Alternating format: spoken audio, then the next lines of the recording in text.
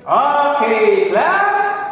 Welcome to our subject, Fundamentals of Accountancy, Business and Management. And we are going to discuss Modules 7 and 8, Journalizing and Classifying Transactions, and also for the preparation of the unadjusted trial balance. But first, let me introduce myself. And along with my teachers, first, my name is Sir Arman.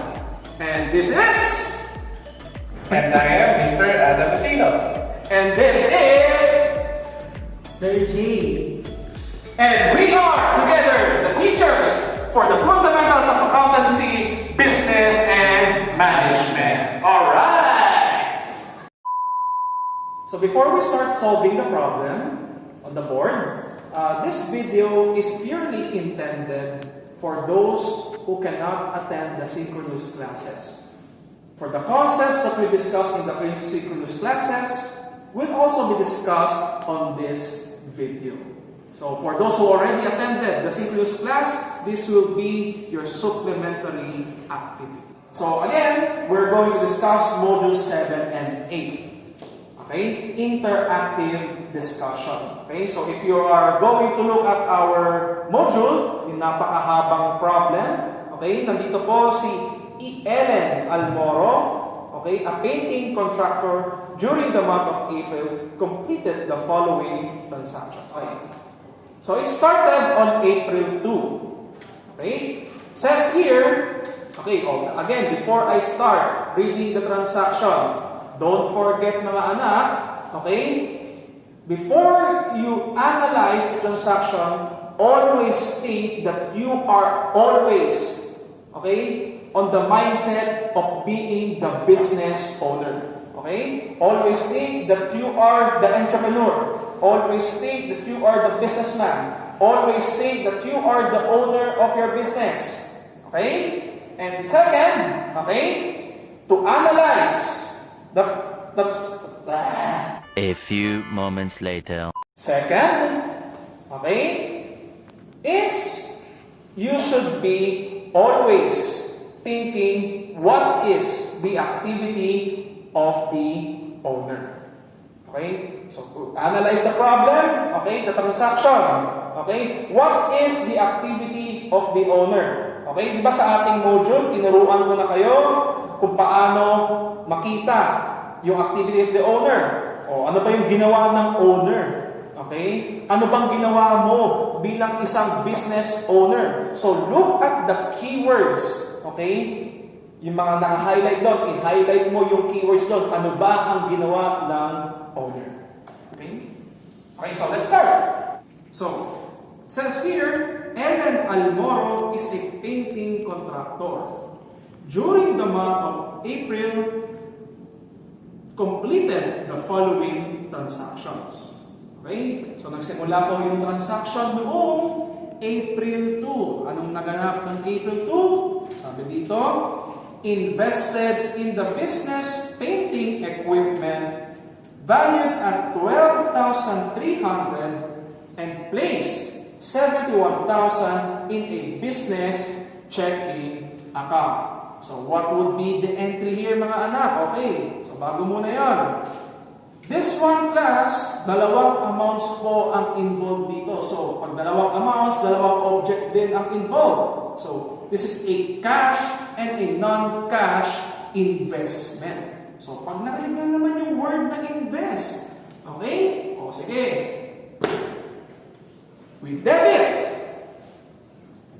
equipment on April 2, amounting to 12,300. Okay?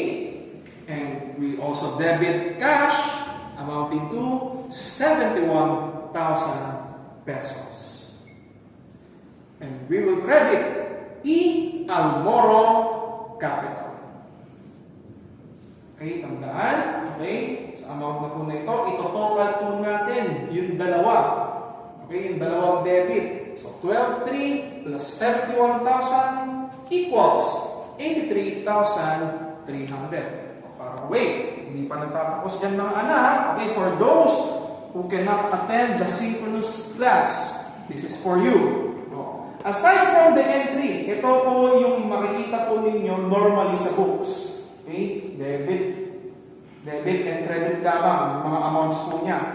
Pero, okay, dito sa ating discussion, I want you to prepare, okay, as if you are already preparing the elements of the financial statements. Okay? So, hindi lang basta debit equipment, debit cash, credit capital. Okay?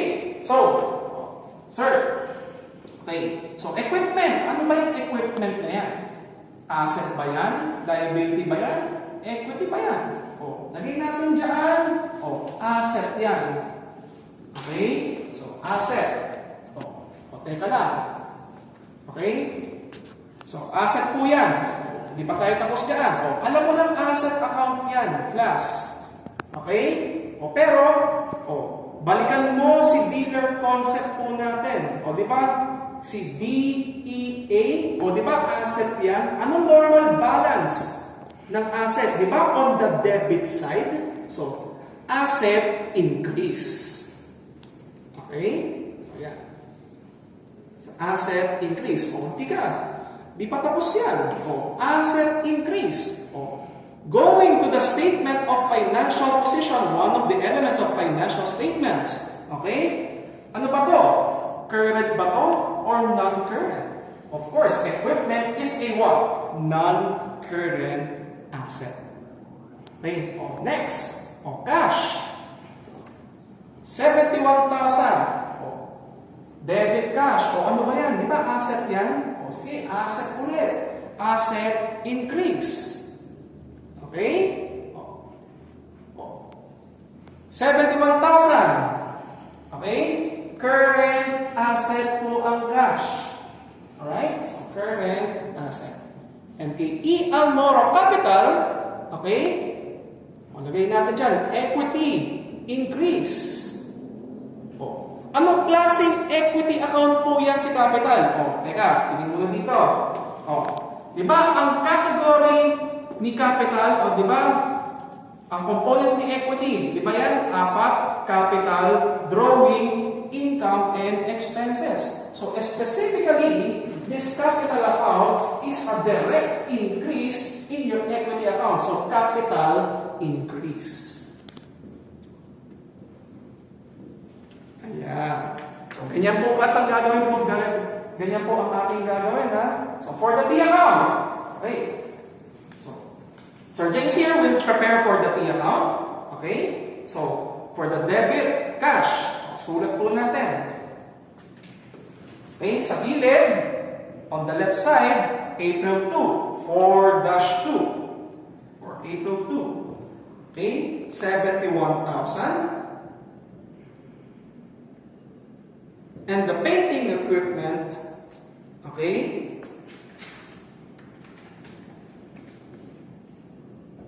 painting equipment amounting to 12,300.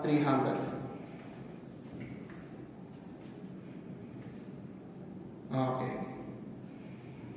And of course, on the owner's equity side, okay, credit capital amounting to 83,300.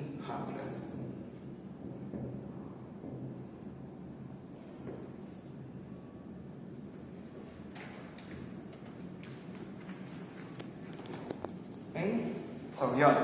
Ganyan po ang pag-analyze mga anak, ha? Okay? So, yun. Dire-diretso na po namin yan. Ganyan ang pag-analyze ng kada transaction. So, sa mga susunod na transaction, dire-diretso na namin. Okay? Ayos ba mga anak? Cut muna.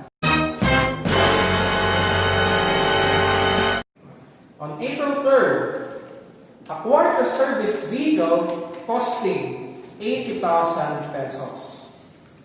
Paid cash, 50,000, and signed a note for the balance. So, paano mangyayari dito? Sinabi lang dito, 80,000. Tapos, 50,000 cash.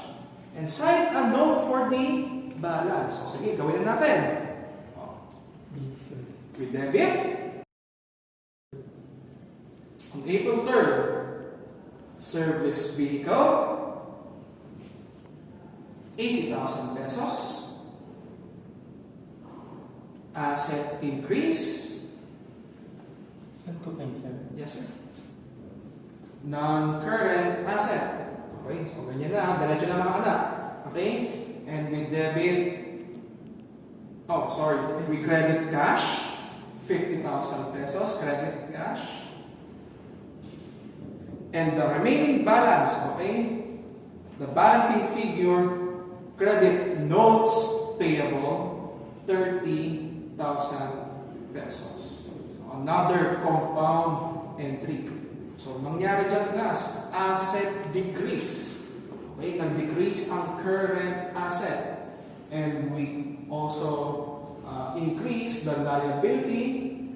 Okay, well, surely this is just a short-term notes current liability.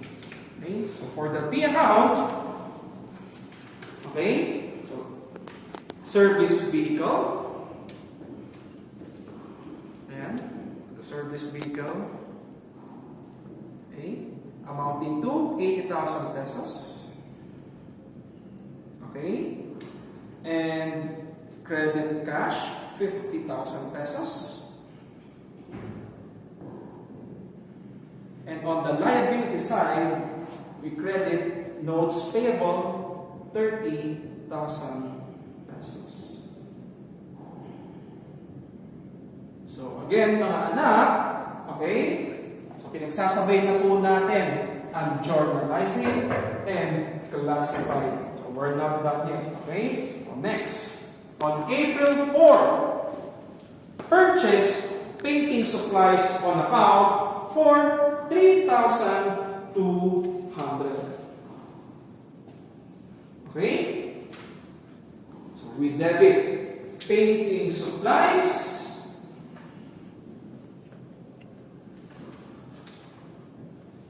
Okay?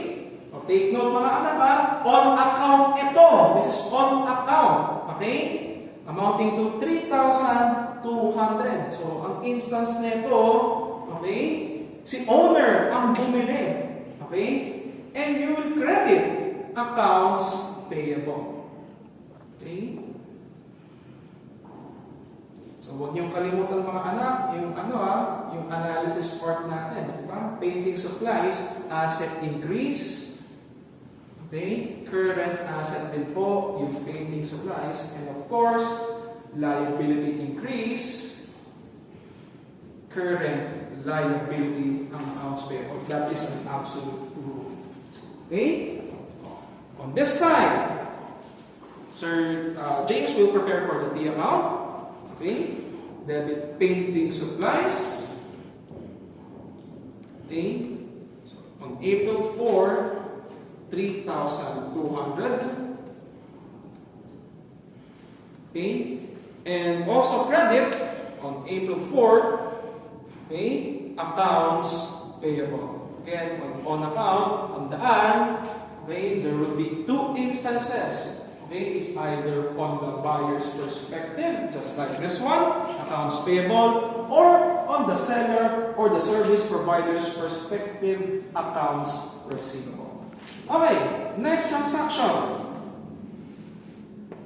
Completed a painting job and billed the customer amounting to 4,800. So, ayan. Si Ian Moro ay nagbigay ng service sa kanyang customer. Pero sabi dito, billed. When we say billed, kumbaga nagbigay ka pala ng bill. Pero it doesn't mean na ikaw ay binayaran na. Nag-bill pa lang ikaw sa customer. So nangyayari dyan, class. So we will debit, ayan. Accounts receivable on April 5th amounting to 4,800. Okay, asset increase. Later na yan. And credit painting revenue. Or painting income. Take note ka sa parehas lang si painting revenue or painting income kung saan kayo komportable. So, asset increase. Okay. And current asset. Okay. for the painting revenue, equity increase. Okay, or particularly, income increase. Okay, so again, the capital, the extended accounting equation, capital drawing, income, and expenses. Okay, income is one of them. Okay, so yan. Punta na po tayo sa T account. April 5th. Okay, so we'll debit accounts receivable. Get this Sir James, no? 4,800. And you credit painting revenue. Okay, 4,800. Ayan. Nice sponsor. Thank you. Okay, next. On April 7, ayan, ito. Receive 1,500 cash for painting an apartment room. Okay? So here, nagbigay ka na ng servisyo, instant money ka agad. Okay? Sana all. Okay? On April 7, debit cash. Bayad ka agad dyan. Amounting to 1,500. And you will credit painting revenue amounting to also 1,500. Always remember, debit will equal kay credit. Okay? So yan, asset increase. Current asset. So ganyan ang pag-analyze, ha? Okay? So equity increase, particularly income or revenue increase. And say hello again to Sir James for the T account. So, debit cash, 1,500. And on the other side, okay, 1,500 and the painting revenue additional. Okay? Next. On April 10, purchase painting supplies for 1,600 cash. So dito naman, bumili ulit ng supplies si E. Almoro. So debit again, supplies or painting supplies.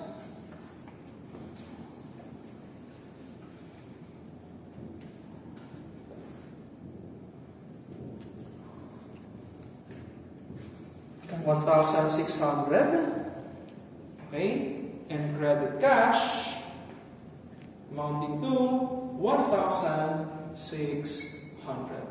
So asset increase, current asset, of course, equivalent exchange, asset decrease, current asset. Pag bumili ka, dapat mayroong bayad. Okay, so going again to Sir Eden. So again, you debit painting supplies. 1,600.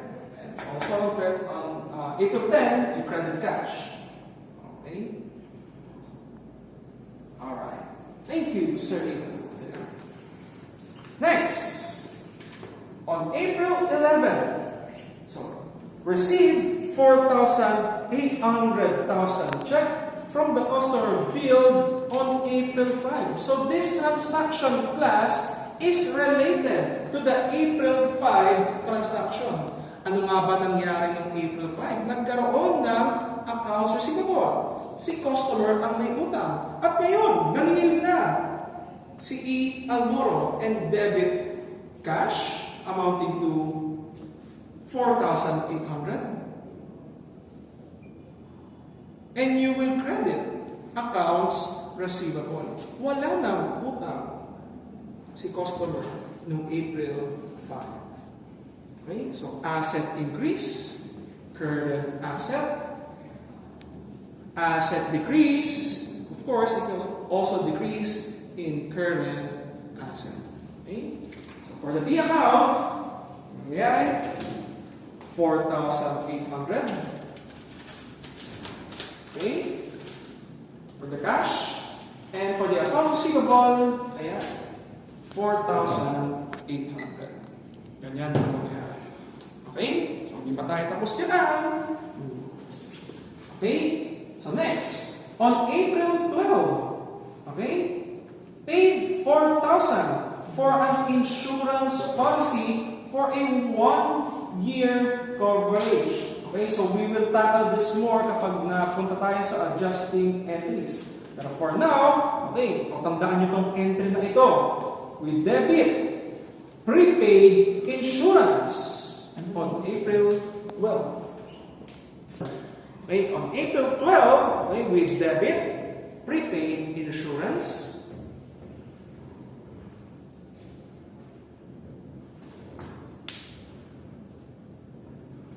Okay, 4,000 pesos and credit cash.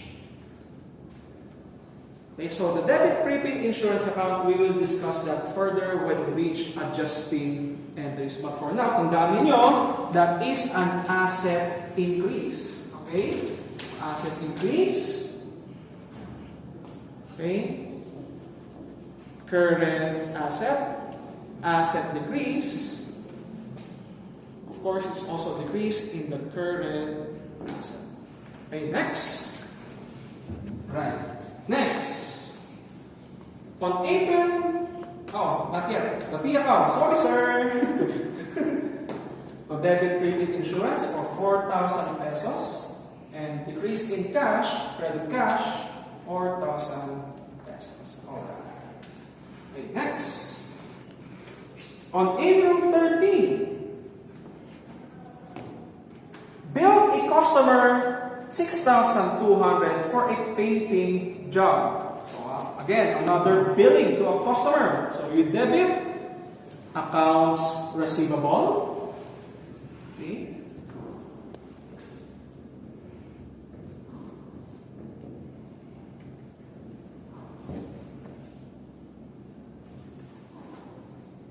Amounting to 6,200. Okay. And credit painting revenue for 6,200. Okay, so asset increase, current asset. Okay, and then painting revenue, equity increase, particularly income or revenue increase. Going to Sir James. Okay. So another accounts receivable, April 13, 6,200, and credit painting revenue 6,200. Right. Okay? Next. On April 14, ito, meron palang tauhan si Ian Moro. Ang sabi dito, paid the assistant on April 14, 1,500 for 25 hours work. Okay? So it says here, ito po plus, okay? Ang term talaga namin dito is salaries expense. Or you can also say wages expense. Okay? Salaries expense amounting to 1,500. Okay, so this is an expense account. And credit cash. Okay, 1,500. So for the label, for the analysis part, salaries expense is an equity decrease. Okay? It is a decrease in equity. Particularly, the expense will increase because the expense on the debit side is the normal balance. Okay? Next. Sir Peter, on the expense side. Okay, amounting to 1,500 and credit cash, April 14, 1,500. Ayan. Thank you, Sir Peter. Okay, next. Okay, on April 15, paid 400 pesos for a tune-up of the service vehicle. So it says here, another expense for the vehicle. Okay? Maintenance na, di ba? Tune-up. So we will debit maintenance, or we can say repairs and maintenance expense on April 15. Okay? Pag merong sira, dapat ayusin. Magkano? Pag yung hindi na talaga tayo maayos, huwag nang pilitin. Ayan. Malaki ang sira. Ayan. Wala na muna lang. Credit cash, 400 pesos. Okay? So again, equity decrease, particularly expense will increase. And credit cash, asset decrease, current asset. Okay? So Sir Ida for the maintenance expense. 400. Alright? And credit cash, 400. Okay? Thank you, Sir Ida. Okay? Madali, konti na lang mga anak. Okay? Paid for the painting supplies purchased on April 4. Napakalayo naman. April 18. Tapos April 4. O magkano nga ba yun? Okay. Amounting to 3,200. Nag-flashback ka pa. Okay. So we will debit accounts payable. Pag nagkaroon ng payable, diba, ng April 4? O, ngayon, i-debit mo na si accounts payable. Okay? Amounting to 3,200. Okay? Liability decrease. Okay? Current liability. And, of course, credit cash, dahil nagbayad ka na, finally, ng 3,200 sa iyong supplier. Okay? Going to Sir Ida. Okay? The decrease in accounts payable, 3,200 debit. And yung credit cash, 3,200. Okay? So, yeah. Thank you, sir. Purchase a new ladder for 6,000 pesos and painting supplies 2,900 on account. So, this is the transaction on April 20. So, okay? It says here, we're going to debit painting equipment. Okay, check natin kung tama yung ating entry. Okay. Debit painting equipment amounting to 6,000 pesos.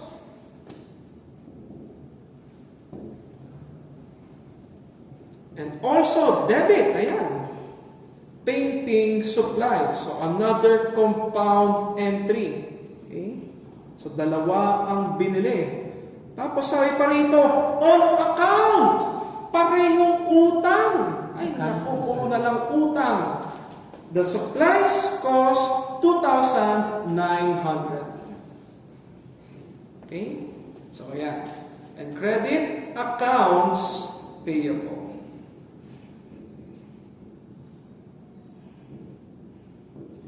Total, 8,900. Ayan. Okay, konti na lang. 23, 24, 25, 27, 29. So, 5 transaction na lang. Siguro, ano na natin yung space, no? Dito na yun. Kaya pa yan, yung space. Okay? Sir Ida, kaya ba sa ating space? Ayan.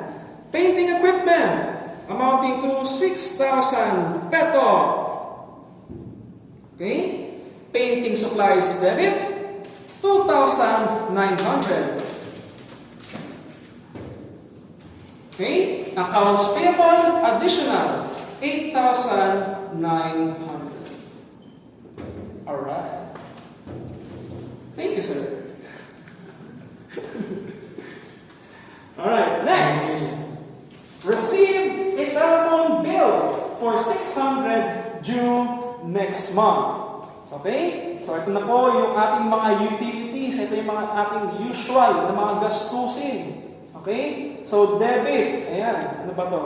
Utilities expense on April 22.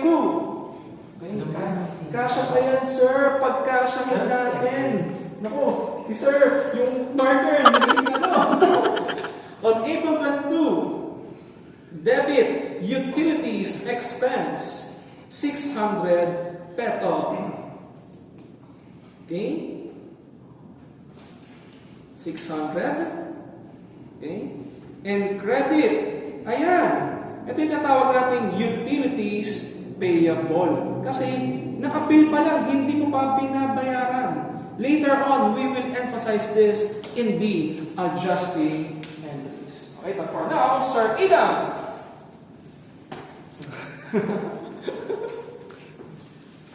Okay, so debit, utilities expense amounting to 600. And you credit utilities payable. 600. Ay, 600 na. Sorry. Okay, next. Konting-konti na lang. Okay? 5 na lang. 1, 2, 3, 4, 5. April 23. Okay?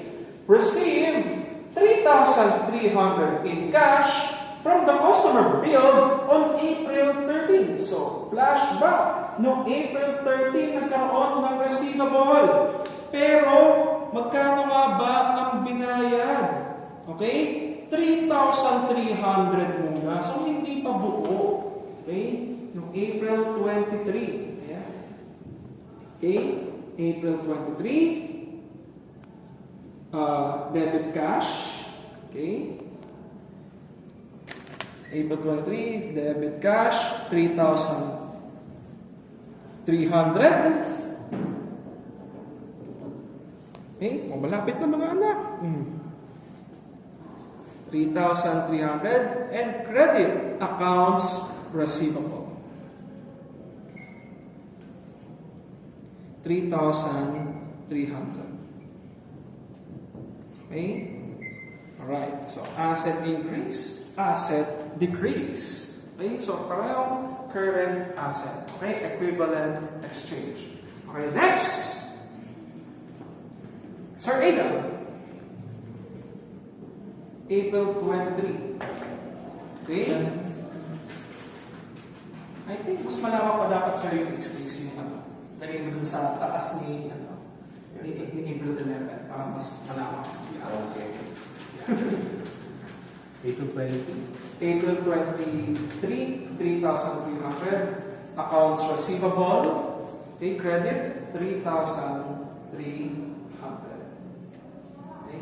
So later, pag natapos na lahat ng mga transactions, dito, total lahat yan ni Sir Adam. Walang calculator. Pagdita. 2,000 years later. Alright, next. April 24.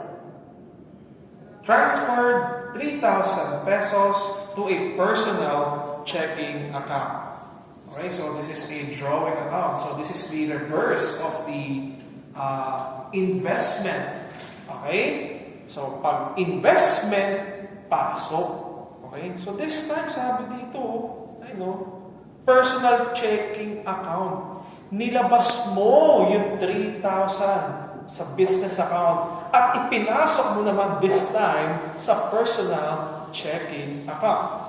Okay, so the entry here would be debit, E. Almoro drawing, and you credit cash amounting to 3,000 pesos. Okay, so it's for E. Almoro drawing, equity decrease, drawing increase. Why? The accounting equation, capital, okay, plus capital, minus drawing, plus income, minus expense. So it is a direct deduction in the capital account. Okay, Sir James. ER drawing, debit, 3,000 pesos, and credit cash, 3,000 pesos. Right? Next. Receive 3,000 pesos in cash for painting a two-room apartment. So another service transaction. So we debit cash amounting to 3,600 pesos.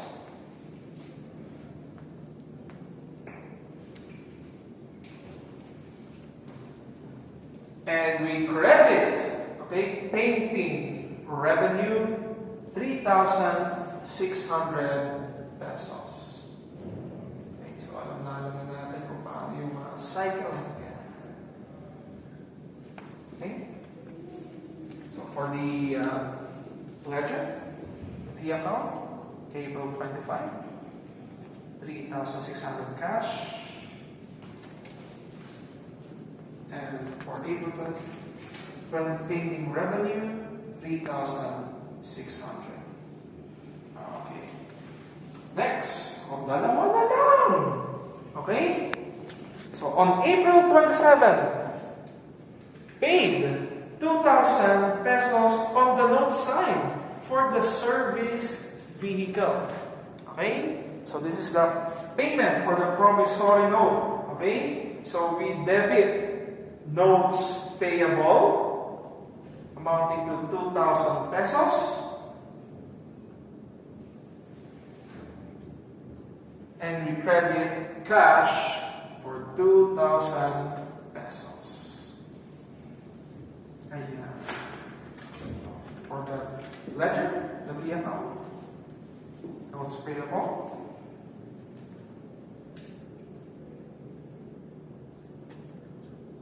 And credit cash, okay, 2,000 pesos. Okay. Sa hinaba-haba ng panahon, isa na lang! From April 29, pay the assistant 1,800 for 30 hours work. Okay? So for the final entry on April, debit salaries expense 1,800 and we credit cash 1,800. Okay? So for the account, okay, 1,800 for the salaries expense and we credit cash and 1,800. Okay, so we're done with the entries. So what's next? Okay, what we're going to do is we're going to net. Okay, ineneto na po natin. Ito-total na po natin itong mga to.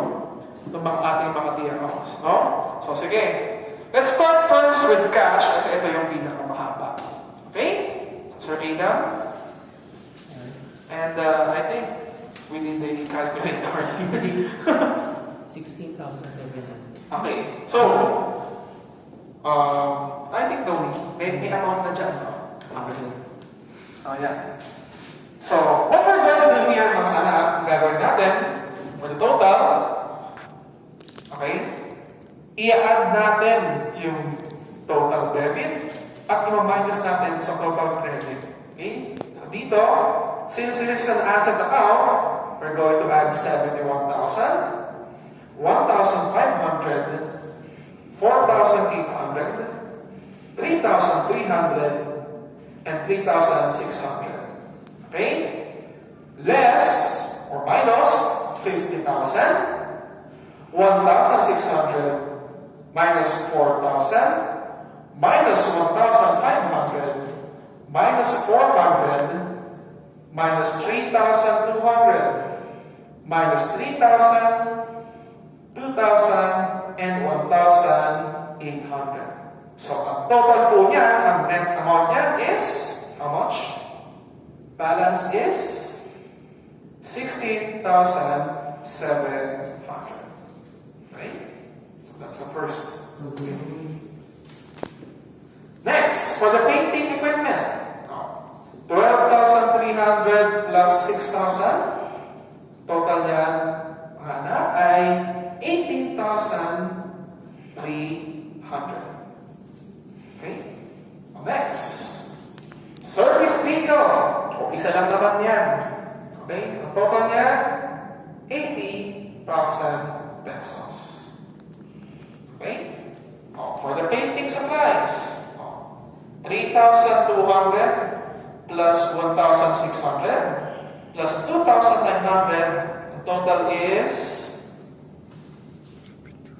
how much? Okay? Sa bahay, ha? Mga calculator ninyo, dapat kinakalampang kita mga okay? Okay, here we go. 7,700. And next, accounts receivable. Okay? 4,800. 6,200. Minus 4,800. And less 3,300. How much? Okay. 2,900. So, nakikita niyo po yung mga anak. Okay? O, meron pa isa pala. Payment insurance, nag-iisa lang. Okay? 4,000 pesos. Okay? So again, mga anak, okay? Knowing the dealer concept. Okay? So, ang normal balance ng asset account is on the debit side. Okay? Di ba? Yung D, E, and A. Diba? O, ito yung A.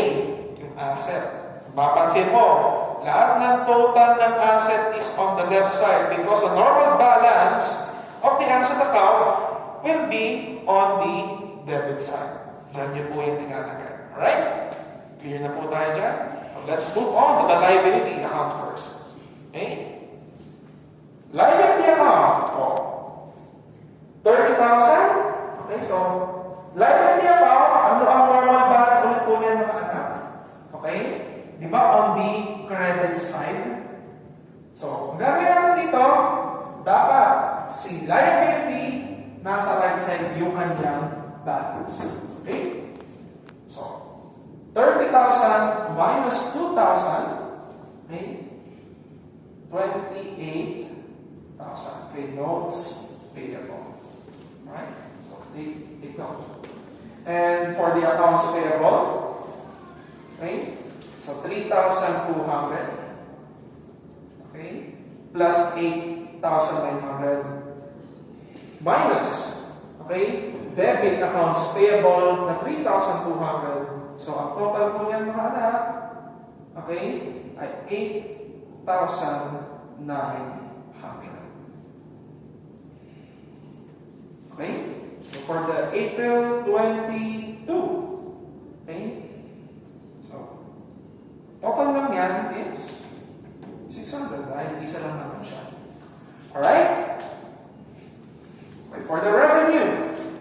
Capital muna. Alright. Sige sir, capital. Isa lang naman yan capital. Total yan, 83,300.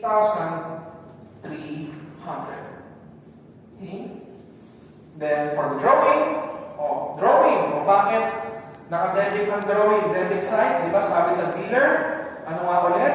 Kapag on the dealer side, on the debit side, siya yung pinakauna. The debit drawing, okay, is the normal balance. O, di ba yung sa dealer concept, siya yung pinakauna. Okay? So, total yan, on the debit side, 3,000. Okay? So, yeah. Na, last side na tayo. Painting revenue. Di ba sa painting revenue, going back to the account equation, assets equals liabilities plus capital, minus drawing, plus income or revenue. Okay? On the right side yan, the positive side. So, dapat yan, nasa right side yan. Okay? So, 4,800 plus 1,500 plus 6,200 plus 3,600. Total is 16,100. Okay, and finally for the expenses, okay, ang debit balance ng expenses is on the debit side or the left side. Okay, so total natin 1,500 plus 1,800, so 3,000, I think 300. Mga ganyan, calculator pa na. Okay, maintenance expense. Kung baka calculator nyo pa yan kung anak, okay? O 400.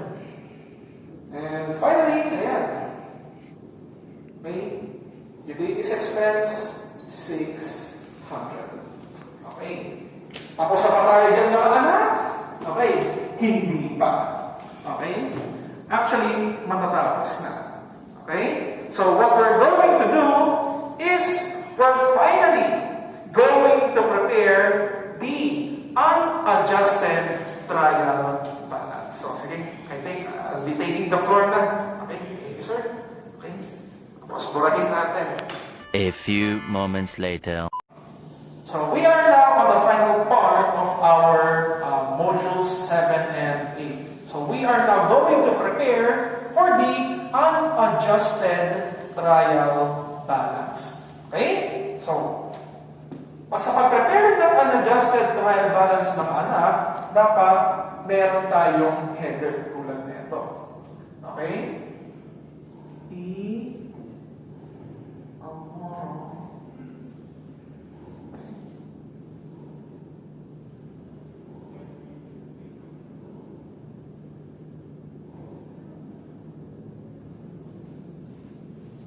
Okay?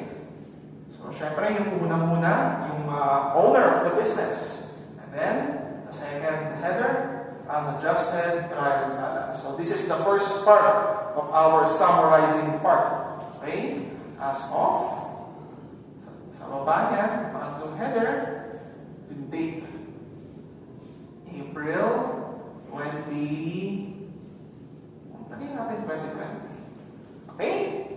So, after yan, lalagay na po natin yung mga nilagay dito sa key account, yung mga total po nito. Okay. According to the rule, according to the standard, hindi naman talaga actually dapat pantay-pantay or in order yung mga accounts. Pwede mo paghalu-haluin. Pero mas maganda, okay, pagsama natin yung mga asset accounts, yung liability accounts, capital, drawing, income, and expenses para mas maayos. Okay? O sige, simulan natin dito.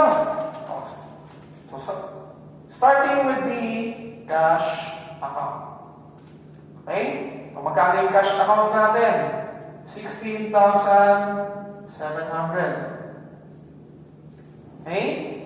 Next natin is yung accounts receivable. Okay? Accounts receivable, magkano?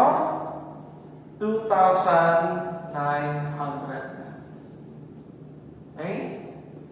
Then, sunod natin, yung painting supplies. Painting supplies. Kano yan? 7,700 ba? Ano ba? Painting supplies, 7,700. Tapos, prepaid insurance.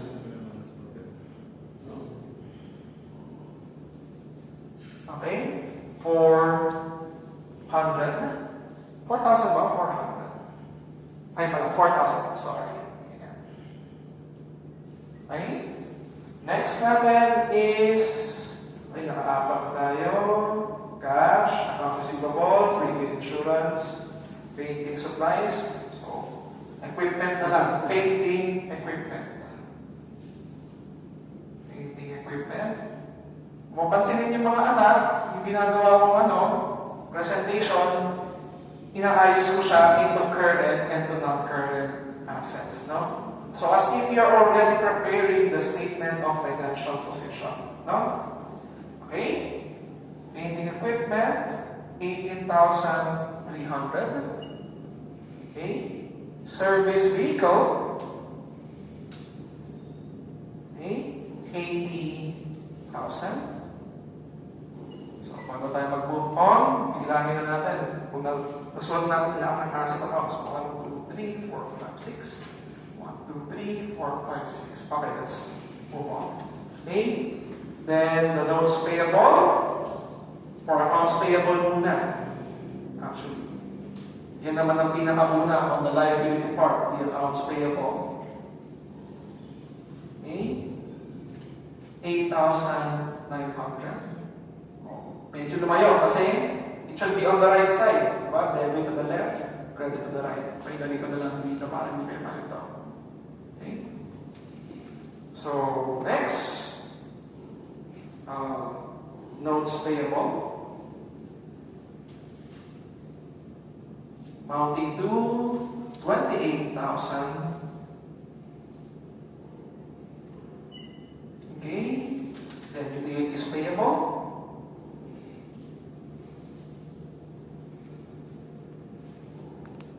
Okay, 600. And for the next na tayo is the capital. Tomorrow capital. Okay, so yung sinulat natin dito, yung Amoro capital, 83,300. Okay? So kung confident naman kayo sa in-entry ninyo, okay, at sa kinalassify ninyo, okay, wala kayong dapat katakutan sa trial balance. Okay? We're almost done. Okay? Painting revenue.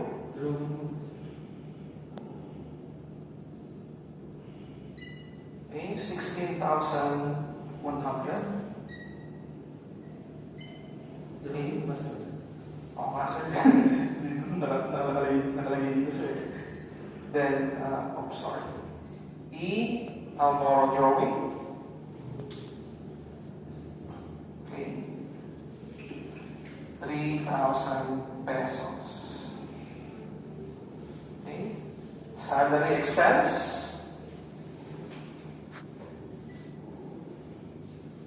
Okay. So, salary expense. Andiyan. Okay. 3,300. 3,300. Okay. Then, maintenance expense.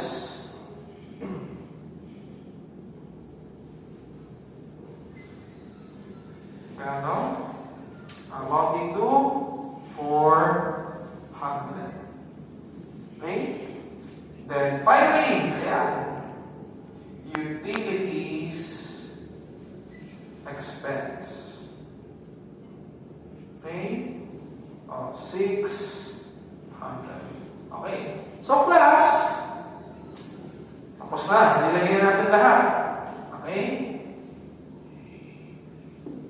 Ang gagawin naman natin is itototal natin yung debits and credits. So, class, this is the thriller part of our discussion. Okay? So, dito makikita, no? Kung lahat ng pinagsasagot natin dito, lahat ng pinagsulat ni Sir Adam, ni Sir Jay, ay tama. So, sige. Tara, sabay-sabay tayo mag-compute sa calculator. Okay? Teka. Dali. Para thriller. Yan, sir. Ano mo kay Sir Adam? Sir, dito. Dito, sir. Dito. Ayan. Sige, sir. I-total natin. Ayan. Sige, sir. 16,700 plus 2,900 plus 7,700 plus 4,000 plus 18,300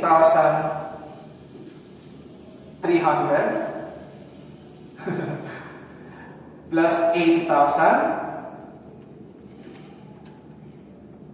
plus 3,000 plus 3,300 plus 400 plus 600. Ang total niyan, 136,000 or 136,900. Okay?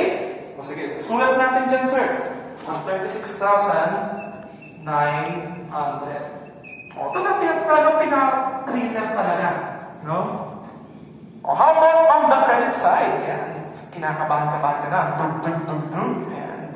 8,900 plus 28,000 plus 600 plus 83,300 plus 16,100 equals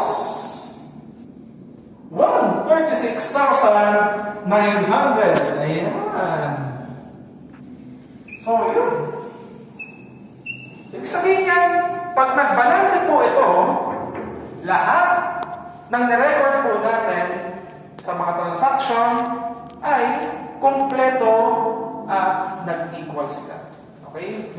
Mean kasi walang dagdag, walang kulang. Walang labis, walang kulang. Walang sobra, walang kulang.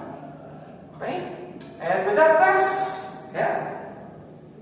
So we are halfway on the summarizing part. Okay? For modules 7 and 8. Okay? And sirs, Sir Jay, Sir Lina, come here. And now we're done with modules 7 and 8. I hope you learned something. Let us spread positivity and remember, you can do a company. At gusto kong sabihin sa inyo na maraming salamat dahil sinamahan niyo kami matulog. And yeah, take care because I'm here. Goodbye, bye-bye, and love you all.